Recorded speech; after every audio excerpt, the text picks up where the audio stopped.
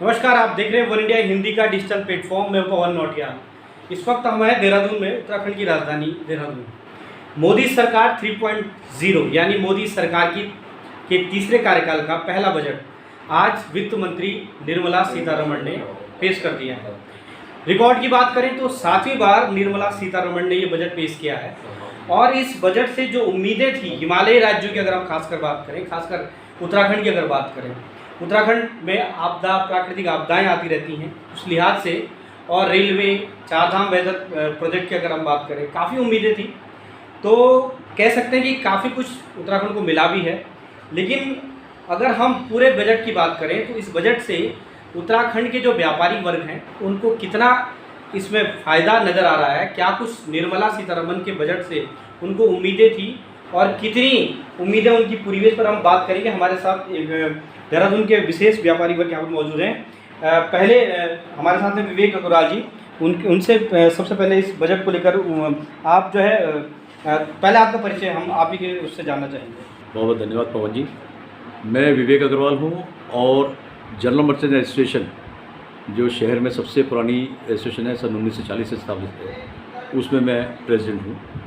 और जो देहरादून में FMCG डिस्ट्रीब्यूशन है उसका एक डिस्ट्रीब्यूटर्स ऑफ उत्तराखंड के नाम से एक ग्रुप चल रहा है, एक संस्था है, उसमें भी मैं प्रेसिडेंट हूँ, जिसको मैं देख रहा हूँ। आपने जो बजट की बात कही, बजट में सरकार उस प्रकार से इस बजट को जिस तरह से हम सोच रहे थे वैसे नहीं दे पाई। हम कहीं ना कहीं चाह रहे थे कि कहीं ना कहीं कुछ फ़ायदा हमें मिले या कुछ फ़ायदा मिले। MSME में ज़रूर सरकार ने थोड़ा ध्यान रखते हुए MSME का बजट बढ़ाया है, उस पर लोन में भी जो है कुछ छूट देने की कोशिश करी है, लेकिन वो नाकाफ़ी है उत्तराखंड को देखते हुए। उत्तराखंड एक क्योंकि पर्वतीय राज्य है, तो इस राज्य में कुछ विशेष बजट, कुछ विशेष प्रावधान अलग से दिए जाने चाहिए थे, जिसको सरकार ने अभी फ़िलहाल कवर नहीं करा है। मैं उम्मीद करता हूँ सरकार इसको बीच में कहीं ले, और नहीं तो अगले साल इसको जरूर कंसिडर करे।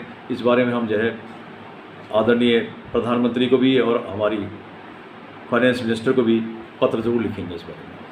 तो जिस तरह से आप पहली प्रतिक्रिया अगर हम बात करें, जो जिसे त्वरित टिप्पणी कहते हैं, उसमें कहीं ना कहीं थोड़ा सा व्यापारी वर्ग निराश है। क्योंकि आपने बजट को सुना होगा और सेक्टर की अगर हम बात करें, व्यापारी वर्ग से काफ़ी लोग कनेक्टेड भी होते हैं। आपके लिहाज से आपका परिचय भी हम जानेंगे और आप से ये जानना चाहेंगे कि आप इस बजट से कितने संतुष्ट हैं, क्योंकि 7वीं बार ये निर्मला सीतारमण जी ने बजट पेश किया है। क्या कुछ इस बजट में अलग है? मेरा नाम मनोज कुमार गोयल है। मैं युवा व्यापारी वेलफेयर एसोसिएशन का प्रधान हूँ। और जहाँ तक इस बजट का सवाल है, इस बजट में जो युवाओं के लिए माननीय वित्त मंत्री जी ने प्रावधान किया है वो बहुत सराहनीय है, और इससे हो सकता है आने वाले भविष्य में जो है युवाओं को नए रोजगार के अवसर प्राप्त। मतलब आप युवा जो केंद्रित जो बजट की बात हो रही है कि युवाओं को काफ़ी इस बजट में मिला, उससे आप संतुष्ट हैं। आपसे जानना चाहेंगे आपका परिचय, और आप इस बजट को एक अगर मोटे तौर पर देखें आम आदमी के नज़रिया से, क्योंकि व्यापारी वर्ग होने के साथ साथ एक आप आम इंसान भी हैं, बजट के टैक्स पेयर की बात आती है, तमाम जो चीज़ें आती है, उसको आप कंक्लूजन के तौर पर कैसे लेते हैं? हाँ, धन्यवाद जी। मेरा नाम मुकेश गुप्ता है और मैं जो हमारी एसोसिएशन है उसका एग्जीक्यूटिव मेंबर हूँ और 10 सालों से बिज़नेस में भी रहा हूँ और जॉब में भी रहा हूँ। तो जो आज का बजट जो मैंने देखा है युवाओं के लिए, मुझे इसमें अच्छा लगा है कि जो कंपनी, जो गवर्नमेंट ने उनको इंटर्नशिप के लिए प्रावधान दिया है 5000 वाली अच्छी शुरुआत है। क्योंकि 500 कंपनी से टाई अप करना, करोड़ों के संख्या में बच्चे आते हैं, ये मुझे अच्छा लगा है। दूसरा, जो बिज़नेस पॉइंट ऑफ व्यू से अगर मैं बात करूँ तो जो MSME का बजट था, लोन का जो लिमिट थी वो 10 लाख से 20 लाख की है। बट जो अगर तीसरी बात मैं करूँ, जो इनकम टैक्स की आपने जिक्र किया है कि उसके स्लैब्स में जो चेंज किया, उसमें कुछ ज़्यादा खास चेंज नहीं किया है। हाँ, जो मीडियम क्लास के लोग हैं, जो उससे जिनको 50,000 से 75,000 वो जो स्पेशल छूट किया, वो एक प्लस पॉइंट है। बट जो 0 से 3 लाख तक जीरो, पहले भी जीरो था, अब 4 से 7 वाले भी जो उन्होंने 5% किया है, उसमें वो 1 लाख का किया। थोड़ा अच्छी उम्मीदें थी कि इस बार शायद ये 6 लाख तक जीरो करेंगे और उसके बाद फिर आगे का स्लैब करेंगे, तो उसमें कुछ काफ़ी लोग कवर हो जाते हैं। क्योंकि अभी कोई इलेक्शन नहीं है, ये भी हम मान सकते हैं कि बिहार और आंध्र प्रदेश में जिस तरह से जो बात निकल कर आई कि सहयोगों को काफ़ी वो किया है। उत्तराखंड के लिहाज से अगर बात कर रहे हैं हम, उत्तराखंड को एक अलग पैकेज देने की बात की गई, यहाँ पे आपदा वगैरह आती है। आपसे जानना चाहेंगे आप इस बजट को कैसे देखते हैं, क्योंकि युवाओं को थोड़ा सा इसमें काफ़ी उम्मीद नज़र आई है। भले ये तीसरा कार्यकाल है मोदी सरकार का, और जिस तरह की उम्मीदें लोगों को मोदी से है, खासकर अगर व्यापारी का, आप कैसे लेते हैं? मेरा नाम अभिषेक गोयल है, मैं युवा व्यापारी एसोसिएशन का सचिव हूँ। गोल्ड सिल्वर पे जो गवर्नमेंट ड्यूटी कम करी है उससे फ़र्क पड़ता है, लोगों को फ़ायदा मिलेगा। और जो गवर्नमेंट ने उत्तराखंड गवर्नमेंट को वो दिया डिजास्टर वगैरह में जो सहूलियत दी है, उसके लिए जो बजट दिया है तो उसमें थोड़ा सरकार को फ़ायदा मिलेगा।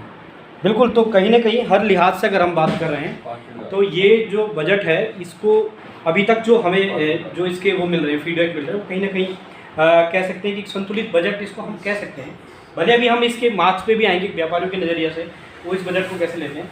आप इस बजट को कैसे देख रहे हैं? उत्तराखंड की बात करें या तमाम व्यापारियों की बात करें, कैसे देख रहे हैं आप इसको? धन्यवाद पवन जी। मैं अनुज गोयल, युवा व्यापारी वेलफेयर एसोसिएशन का पूर्व मंत्री, वर्तमान में कार्यकारिणी सदस्य, देहरादून डिस्ट्रीब्यूटर एसोसिएशन की मैं कार्यकारिणी सदस्य। मैं इस बजट को एक अच्छा बजट मान रहा हूँ। ये हमारे उत्तराखंड के लिए ऊर्जावान है, क्योंकि जैसा हमारा प्रदेश है, पहाड़ी प्रदेश है, इसमें जैसा देखते हैं हम यहाँ डिज़ास्टर, प्राकृतिक आपदाएं बहुत आती हैं, उसके लिए इस बार स्पेशल पैकेज दिया है। ये हमारे उत्तराखंड के लिए बहुत अच्छा है। साथ ही हमारे युवाओं के लिए बहुत अच्छा इन्होंने दिया है पैकेज, जो स्टाइपेंड देंगे 5,000 रुपये का, उनके लिए ट्रेनिंग भी देंगे, ट्रेनिंग के लिए बहुत अच्छा बजट है मेरे लिए। और इनकम टैक्स के लिए भी टोटल 17,500 रुपये का बेनिफिट साल में एक टैक्स पेयर को होगा, उससे भी बेनिफिट मिलेगा। संतुलित बजट है। तो ये आप देख सकते हैं कि संतुलित बजट इसको कहा जा रहा है। लेकिन अगर हम मार्जिन की बात करें व्यापारियों के नज़रिए से, क्योंकि जब बजट आता है तो सबसे ज़्यादा उम्मीदें व्यापारी वर्ग को होती है, और सबसे पहले रिएक्शन भी व्यापारियों को होता है, क्योंकि बजट कहीं ना कहीं एक बिजनेसमैन का की जो उसकी जो सोच होती है उसका भी उसमें होता है, आम आदमी के टैक्स पेयर के लेकर तमाम। विवेक जी, अभी तक जितनी बातें आई उसमें लग रहा है कि आप संतुष्ट नहीं हैं इस बजट से, क्योंकि आप व्यापारियों का प्रतिनिधित्व करते हैं। अब अगर नंबर की बात करें तो आप 10 में से इस बजट को कितना नंबर देना चाहेंगे? मेरे हिसाब से 7 नंबर तो बनते हैं। फर्स्ट डिवीजन पास मानते हैं आप इसको, यानी संतुलित बजट है। 7 नंबर तो बनते हैं। सिर्फ निराश आप कुछ इसलिए और हैं कि व्यापारी थोड़ा सा व्यापारी को थोड़ा सा अगर कहीं और इसको थोड़ा सा कहीं अनुदान के रूप में या किसी और प्रकार से कोई प्रोत्साहन के रूप में किसी और तरह से अगर देते तो उससे और थोड़ा सा व्यापारी।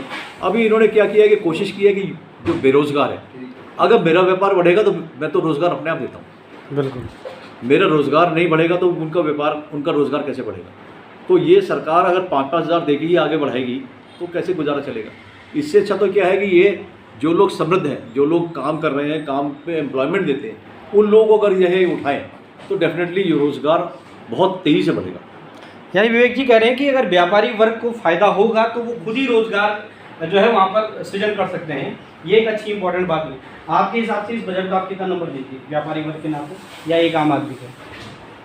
ठीक है, एक एवरेज बजट है, 7 पॉइंट ठीक है। 7 पॉइंट है। आप कुछ और इसमें ऐड ऑन करना चाहेंगे? आप भी संतुष्ट हैं 7 नंबर मैं से? इसको संतुलित बजट कहूँगा। आप बिल्कुल ठीक कह रहे हैं, क्योंकि सारी चीज़ें एक साथ सबको संतुष्ट नहीं किया जा सकता है, तो मैं भी इसको 7 नंबर दूंगा। मेरा भी जो मतलब बड़ी बात है कि 7वीं बार अगर बजट पेश हुआ है और उसमें भी अगर फर्स्ट डिवीजन पास हो रहे हैं, बिल्कुल। आप भी संतुष्ट हैं? आपका कुछ अलग इसमें जो है आपको जोड़ना चाहेंगे? बिल्कुल ठीक है, मैं इसको 8 नंबर देता हूँ बजट को। बट मैं थोड़ा व्यापारी वर्ग के लिए मांग रहा हूँ कि एक हम लोग जीएसटी में बड़े परेशान हैं, जीएसटी को थोड़ा सिंप्लीफाई किया जाए। जैसे गवर्नमेंट ने जीएसटी इम्प्लीमेंट किया था तो गवर्नमेंट ने बोला था कि 1 टैक्स 1 नेशन की हम बात करेंगे। अभी हम लोगों पे व्यापारी वर्ग पे फूड लाइसेंस अलग लेना पड़ता है, मंडी लाइसेंस अलग लेना पड़ता है। जीएसटी में इतनी कॉम्प्लिकेशंस है कि हम पूरा दिन एक कंप्यूटर ऑपरेटर बन के बैठ गए। तो उसको सिंप्लीफाई करने की ज़रूरत है। वो हमें उम्मीद थी कि शायद हमारे को ऐसा कुछ मिलेगा।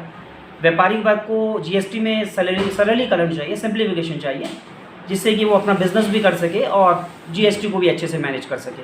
और एक हम चाहते हैं कि हमारी व्यापारी वर्ग की बहुत लंबे समय से डिमांड है कि जो व्यापारी काम करने में असमर्थ रह जाता है एक उम्र के बाद या किसी बीमारी के कारण से, उसको कोई एड नहीं मिलती, कोई पेंशन नहीं मिलती। सरकारी अधिकारी को, नेताओं को, सबको पेंशन मिलती है। जो व्यापारी काम करने में एक उम्र के बाद या किसी बीमारी के कारण असमर्थ हो जाता है काम करने में, उसको भी एक सरकारी पेंशन मिलनी चाहिए। तो ये आप कह सकते हैं कि एक मिला जुला वो है, लेकिन सबसे महत्वपूर्ण बात ये निकल कर आ रही है कि आज भी मोदी सरकार का अगर ये तीसरे कार्यकाल का पहला बजट है तो आज भी जीएसटी एक आज भी एक बड़ी समस्या व्यापारियों के लिए है। और देहरादून के व्यापारियों की अगर बात करें तो काफ़ी कुछ संतुष्ट नजर भी आए, लेकिन अभी भी वो उम्मीद थी कि थोड़ा सा जिस उम्मीद के साथ मोदी सरकार को तीसरी बार ऐतिहासिक जीत जो है व्यापारी वर्ग ने दिलाई है, उसमें व्यापारी वर्ग को ये उम्मीद थी, क्योंकि कहा जाता है, मतलब काफ़ी लोग ये मानते हैं कि जो मोदी सरकार है वो व्यापारियों की वजह से आती है। ये लोग मानते हैं इस चीज़ को, वो उसके अलग अलग एस्पेक्ट भी हैं। लेकिन जो देहरादून के व्यापारियों का कहना है कि अगर सरकार जीएसटी में थोड़ा सा सरलीकरण करे और व्यापारियों के हितों का वो करे तो अपने आप ही रोजगार बढ़ेंगे, क्योंकि व्यापारी खुद में ही जो है कहीं ना कहीं रोजगार सृजन भी करता है। देहरादून से वन इंडिया के लिए पवन नोटिया।